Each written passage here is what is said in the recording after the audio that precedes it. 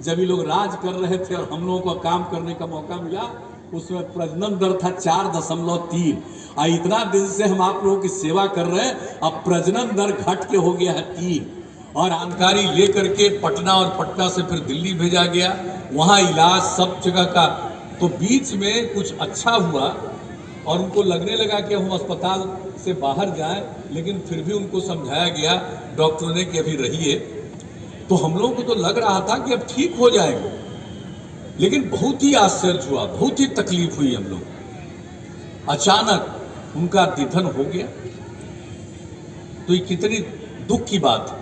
और निधन के बाद उनके लड़के से हमने बातचीत की, उनकी पत्नी से हमने बातचीत की, सबसे बातचीत की, लेकिन कुछ ही समय के बाद उनकी पत्नी की भी तबीयत खराब हो गई और 1 महीने के अंदर वो भी चली गई। ये कितना दुखद हुआ है।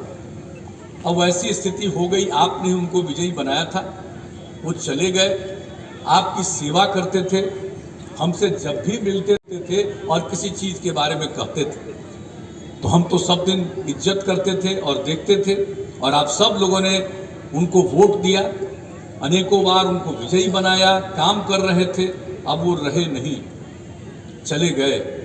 अब ऐसी स्थिति में फिर उपचुनाव हो रहा, तो सिर्फ हम ही लोगों ने नहीं, पूरे एनडीए के सभी पार्टियों ने मिल करके एक साथ इसकी घोषणा की कि अब उनके पुत्र अमन भूषण हजारी जी को यहाँ का उम्मीदवार बनाया जाएगा। इसकी घोषणा की।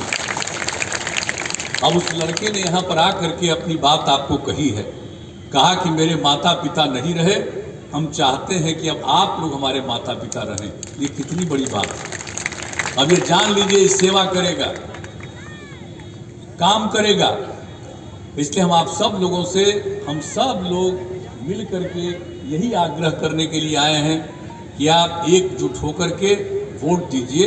यूँ तो कई पार्टियां खड़ी होती है और अपनी अपनी बात करती है, लेकिन जरा पूछिए कि आप लोग किए क्या है भाई? यहाँ के लिए कभी कोई कुछ किया है? अभी तो हालत ठीक नहीं है और हम कितनी बार आए हैं। और अभी आपको बताया जल संसाधन मंत्री जी ने बहुत ही संक्षेप में, और इसके लिए जो काम कर रहे हैं हम उसकी चर्चा भी करेंगे। और कुछ समय और लगेगा, ज़्यादा दिन नहीं लगेगा। हमको तो लग रहा है कि 1 साल के अंदर बहुत कुछ हो जाएगा और आप लोगों को सहूलियत होगी। ये बगल में सड़क है, पहले था जी, क्या हालत था पहले। लोग वोट लेने के लिए आते हैं तो उनसे जब पूछिएगा कि कितना दिन तक राज करते रहे, क्या किया था। और हम लोगों को जब बिहार के लोगों ने काम करने का मौका दिया तो हम लोग सिर्फ और सिर्फ सेवा ही करते हैं। और क्या करते हैं, लोगों की सेवा करना ही हमारा धर्म है। और इसी को ध्यान में रख करके और समाज के सब तबके की। और एक बात तो बता दीजिए, हम लोग तो सब के लिए काम करते हैं। अगर कोई वोट नहीं भी देता है तो भी तो हम उसका काम करते हैं, किसी को छोड़ते हैं। लेकिन कोई अनाप शनाप हम लोगों के ऊपर बोलता है तो उससे एक बात जरूर पूछिएगा कि तुम्हारे गांव तक सड़क का इंतजाम करने का कोशिश किया गया है? तुम्हारे गांव तक पानी पहुंचाने का काम किया है? किसी भी चीज के बारे में, पढ़ाई के लिए, कोई भी चीज के बारे में जो सब जगह के लिए काम किया गया, पूछिएगा। और इन लोगों ने महिलाओं के लिए क्या किया था पहले? अनुसूचित जाति, अनुसूचित जनजाति, अति पिछड़ा वर्ग, अल्पसंख्यक समुदाय और महिलाओं के लिए कौन सा काम, और समाज के अन्य तबकों के लिए कौन सा काम किया था? जब राज करने का मौका मिला था तो लोग शाम होते होते घर के अंदर बंद हो जाते थे। और क्या हाल रहता था, कितने लोगों को छोड़ करके भागना पड़ता था। व्यापार करते थे उनको छोड़ करके भागना पड़ता था। और जो इलाज करने वाले डॉक्टर थे उनको कितनी बार कहां से छोड़ करके भागना पड़ा था, बिहार तक को छोड़ना पड़ा था। कौन सा काम ये लोग करते थे? और जब हम लोग आने के बाद ही एक एक चीज पर काम करना शुरू कर दिया। ये आप सबको मालूम है, चाहे महिलाओं का उत्थान हो, अनुसूचित जाति, जनजाति, अति पिछड़ा वर्ग, अल्पसंख्यक, समाज के हर तबके का, सबके लिए जो हम लोगों ने कोशिश की, सबको आगे बढ़ाने का प्रयास किया। क्या किया साहब? सबसे पहले जो आते ही मौका मिला और उसके बाद चुनाव होने वाला था पंचायत का, तो ये लोग तो आजकल कहते हैं कि हम ही लोग हैं, सबको हम लोग करते थे। अरे किसको करते थे? 2020 में चुनाव कराए, 2000 में चुनाव कराए थे, तब पंचायत के चुनाव में अनुसूचित जाति अनुसूचित जनजाति को भी आरक्षण दिया था। केंद्र का कानून बन गया था और उसमें महिलाओं के लिए 1/3 दिया गया था, आरक्षण दिया था, किसी के लिए कुछ किया था। लेकिन आप लोगों ने जब हम लोगों को काम करने का मौका दिया तो उसके बाद ही तुरंत चुनाव होना था।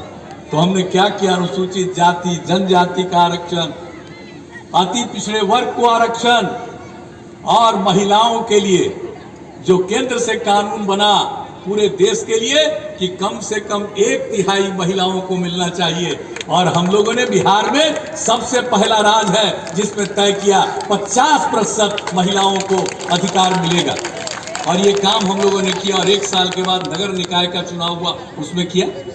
अब कितनी बड़ी संख्या में, कल उसके पहले देख लीजिए, इक्का दुक्का कहीं महिलाएं जनप्रतिनिधि के रूप में मिलती थी, लेकिन अब पंचायती राज व्यवस्था में और नगर निकाय में अब कितनी बड़ी संख्या में महिलाएं।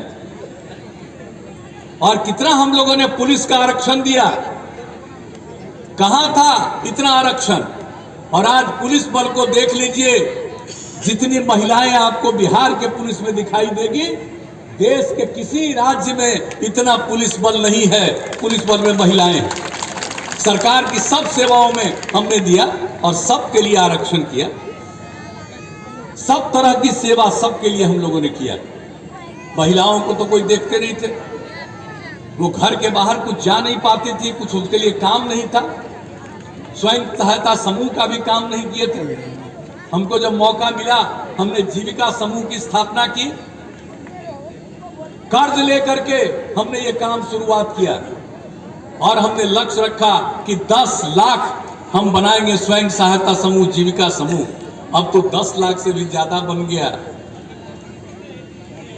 1,26,00,000 महिलाएं अब स्वयं जीविका समूह से जुड़ गई। अब कितनी आगे बढ़ रही है, कितना उनको जानकारी मिल गई एक एक चीज के बारे में। एक एक चीज का हम लोगों ने ख्याल किया। स्कूल में कहां महिलाएं लड़कियां पढ़ पाती थी? सबसे ज्यादा आप पूछ लीजिए, यह आरक्षित क्षेत्र है, अनुसूचित जाति अनुसूचित जनजाति और अल्पसंख्यक समुदाय में सबसे ज्यादा स्कूल के बाहर थे। लोग वोट लेते और वोट मांगते। जरा पूछिए, अब नया आ गया है, नई टेक्नोलॉजी है, सब कुछ आ गया है इसमें। पुरानी चीजों को खत्म करके लोग खाली नया नया बात करते हैं। हम तो सबसे आग्रह करेंगे, जरा पुरानी बात को भी डाल दीजिए और आज की स्थिति को भी देखिए। जो ये लोग काम करते हैं, किसके लिए काम किया था? सबकी उपेक्षा की गई थी और हम लोगों ने सबके लिए काम करना शुरू किया। एक एक क्षेत्र में, हर जगह के लिए सड़क हो, पुल पुलिया का निर्माण हो। और जो हम स्कूल की बात कर रहे हैं, कितने नए स्कूलों का निर्माण करा है। सब लोगों के लिए जो हम लोगों ने काम करना शुरू किया। लड़कियों के लिए जो और व्यवस्था की, साइकिल की योजना चलाई, सब कुछ किया। बाद में लड़कों का भी मांग था, उसके लिए भी किया। और कितनी कम लड़कियां थी मैट्रिक में। 1 साल पहले जब हुआ, परीक्षा हो रही थी, तो लड़कियों की संख्या लड़कों से भी थोड़ा ज्यादा थी। यह स्थिति हुआ है वातावरण। लेकिन जो जब मौका मिला तो इतना काम हम लोगों ने किया। अब कहां बाहर था जी? जो स्कूल से बाहर रह जाता था, कितना ज्यादा संख्या में था। अब आधा प्रतिशत से भी कम पर ऐसी स्थिति है। तो इतना ज्यादा सब तरह से काम, स्कूलों का काम। और आप जानते हैं, हम तो सब जगह देखते रहते थे, आबादी कितनी बढ़ती, कितना प्रजनन दर। जब हम लोग आए 4.3, बिहार की क्या हालत, जरा सोच लीजिए। क्षेत्रफल के हिसाब से बिहार पूरे देश के अन्य राज्यों में 12वें नंबर पर है और आबादी के हिसाब से पूरे देश में तीसरे नंबर पर है। यूपी और महाराष्ट्र के बाद तीसरे नंबर पर और क्षेत्रफल जो है बिहार का 12वें नंबर पर। इतनी ज्यादा आबादी और किस तरह से हमने जल अब शुरू कराया, जल जीवन हरियाली अभियान भी, पर्यावरण को भी ठीक करने के लिए काम, एक एक चीज के लिए हम लोगों ने काम किया और एक चीज का अध्ययन किया कि जो इतनी आबादी है आखिरी आबादी कम कैसे होगी। और उसी समय हमने पूरा अध्ययन कराया और जो अध्ययन कराया उसी में ये बात सामने आई कि अगर पति पत्नी में पत्नी मैट्रिक पास है तो पूरे देश का प्रजनन दर औसतन 2 था और बिहार का कराया तो अगर पति पत्नी में पत्नी मैट्रिक पास थी तो यहाँ का भी प्रजनन दर 2 मिला। और उसके बाद पूरे देश में पति पत्नी में अगर पत्नी इंटर पास है, 12वीं कक्षा पास है, तो उसका प्रजनन दर था औसत 1.7 उस परिवार का। और बिहार में कराया पति पत्नी में इंटर पास है अगर पत्नी, तो यहां पर कराया तो प्रजनन दर 1.6 मिला। ऐसी स्थिति में यूरेका की भावना आई और उसी समय हमने सोच लिया कि अब हम हर लड़की को कम से कम इंटर तक पढ़ाएं। इसके लिए हर पंचायत में इंटर तक की पढ़ाई हो और उसके लिए सारा इंतजाम हम लोगों ने किया। कुछ ही जगह पर था जहां जमीन नहीं मिला, वहां 10वां तक का कर दिया। अब बहुत जल्दी 11वां और 12वां भी हो जाएगा। और अब आपको मालूम है जब ये लोग राज कर रहे थे और हम लोगों को काम करने का मौका मिला, उसमें प्रजनन दर था 4.3 और इतना दिन से हम आप लोगों की सेवा कर रहे हैं, अब प्रजनन दर घट के हो गया है 3 और आप लोग काम करने का मौका दीजिएगा तो कुछ ही साल में प्रजनन दर 2 पर पहुंच जाएगा। और जिस तरह से एक एक काम हो रहा, मैं कितने बातों की चर्चा करूं, सूर्यास्त का समय आ जाएगा। एक एक चीज, हर चीज के लिए काम। और इस पूरे इलाके के बारे में तो आप अच्छी तरह जानते हैं कि पूरे सब जगह के लिए जो हम लोगों ने इसको जल प्लावन से मुक्त करने का जो भी काम हम लोगों ने यहां पर से सोचा है, आप समझ लीजिए 3 नदियां हम कितना बार आकर के देख लिए। एक बात आप अच्छी तरह जान लीजिए, कोसी नदी, इसका पश्चिमी तटबंध नहीं आते, तो कोसी नदी का पश्चिमी तटबंध इसी इलाका में काहे नहीं बनवाए थे, क्यों छोड़ दिए थे, ताकि सारा पानी यहीं चला है। आप जानते हैं इस तरह से इतना पानी बिहार में शायद ही किसी इलाके में है जितना इस इलाके में है। हम कितनी बार आए हैं और एक एक चीज का आकलन किया कि एक तो कोसी नदी का पश्चिमी तटबंध होना चाहिए और उसके अलावा कमला नदी का दायां तटबंध, इसको भी ठीक करके बनाना है, सब पानी इधर ही आ जाए। और उसके अलावा जो बागमती करेह नदी आप लोग जिसको कहते हैं, उसका भी बायां तटबंध। तो इस सब पर हमने काम करवाना शुरू किया, चाहे कोसी का पश्चिमी तटबंध हो और कमला नदी के दायां तटबंध के अंतिम छोर में तटबंध का निर्माण कराया जा रहा है, लगभग पूरा हुआ है।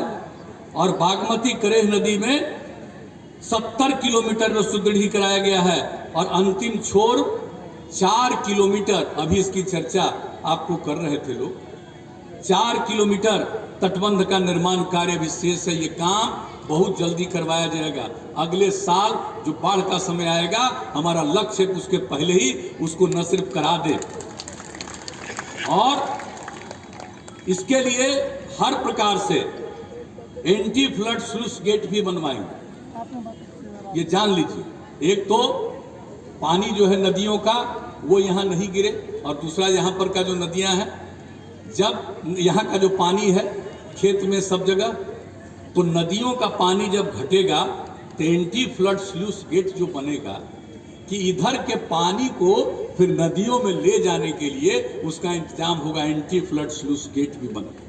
ये हम सब लोग ये सब करने वाले हैं। और एक बात आपको और बता दें कि साहब, ये जो बागमती नदी के करेह नदी के बारे में हम जो